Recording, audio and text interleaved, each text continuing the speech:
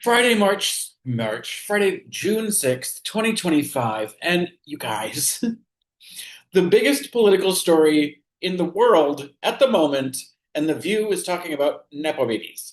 Um, I know they love every opportunity they can to have thinly veiled insults toward Meghan McCain, but to not even mention this feud between Taco and Elon is like that's just it's just a journalistic uh, what is that?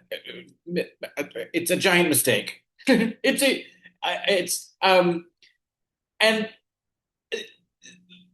what is it when it's injustice? Um, because it is the biggest thing going, and it's so fucking explosive. Um, Now Elon's got a problem. He's his bill is too much. Elon's got a problem. He was in the Epstein files. So, we're gonna deport him. Like ah!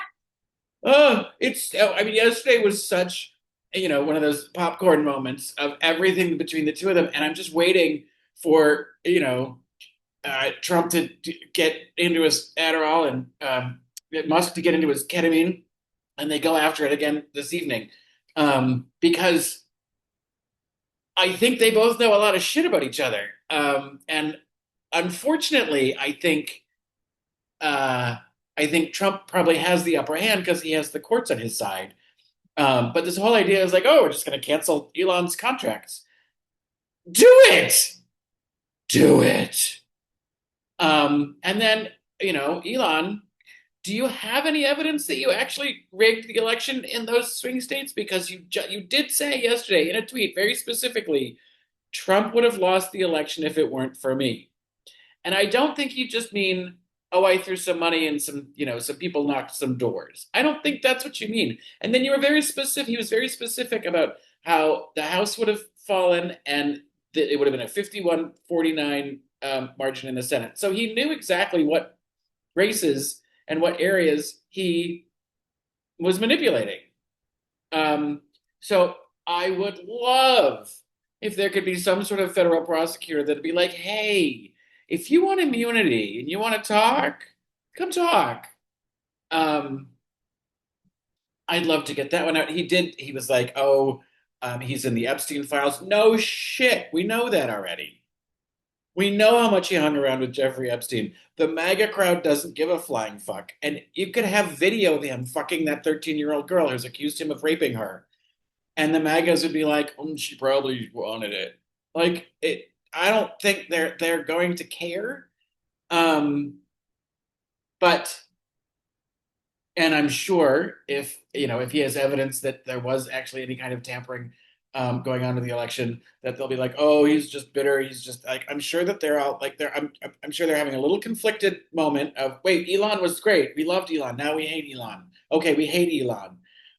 But I'm sure they'll just follow it because they're that dumb and they're that far entrenched into the cult.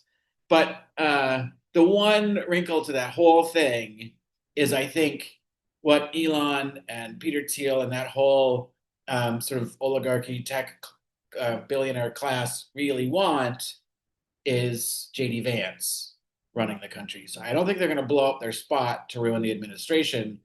I think they're going to do everything that they can to take Trump down.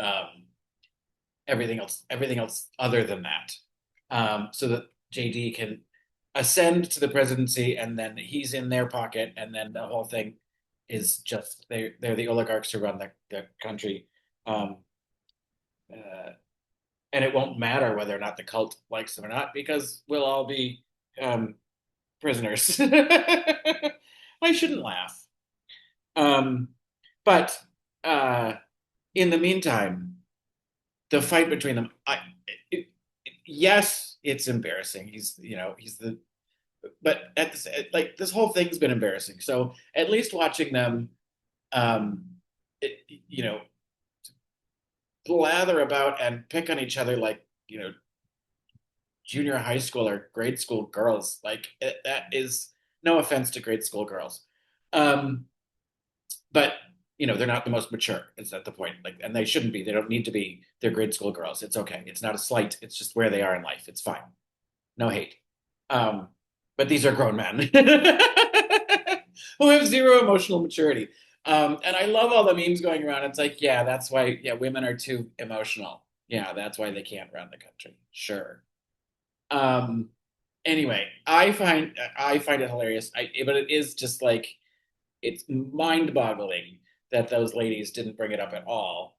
Um, but I will mention something that they did talk about yesterday that was infuriating to me because, of course, little Sarah Haynes has to. I'm an independent. I've been an independent for 20 years, and I just don't feel represented by either party. The reason you don't feel represented is because you don't participate in the selection process. 35 states have open or semi open primaries. Well, that's not enough to actually elect a candidate nationwide. That's not going to do it. If you're voting Democrat 100% of the time for the last 20 years, join the fucking party so you can choose who the candidate is and then feel like maybe you're represented by it. That's part of the problem. We keep getting these shitty candidates, but we're forced to vote for them because we're not going to vote for the Republican because now the Republicans are all fascists. Like, get your head out of your fucking ass, lady. Um. Anyway, that's yes, that's me on the left coming after you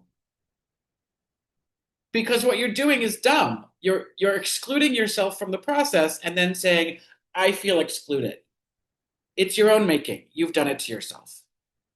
Um, And I know a lot of people are like, I'm so sick of the Democratic Party. I'm so sick of the Democratic Party, but I'm not leaving the Democratic Party because I want an option to be able to vote for the people that I want to actually get elected.